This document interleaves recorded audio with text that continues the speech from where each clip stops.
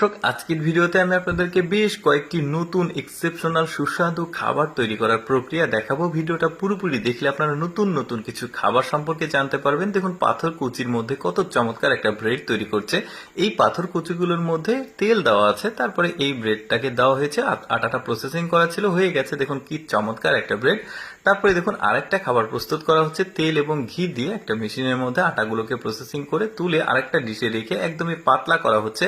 তারপরে এটাকে আরো কিছু উপকরণ মেশানো হচ্ছে, সবজি জাতীয় আরো অন্যান্য কিছু। তারপরে দেখুন এটা একটা ট্রের মধ্যে তোলা হয়েছে।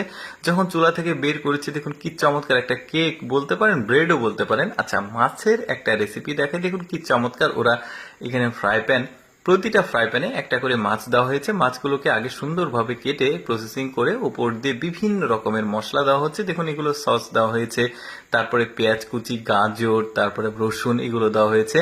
দিয়ে মাছের উপরে আরো কিছু মশলা প্রলেপ দেওয়া হয়েছে। দেখুন কি চমৎকার একটা খাবার তৈরি হচ্ছে, বেশ দারুণ, কিন্তু একদমই ইউনিক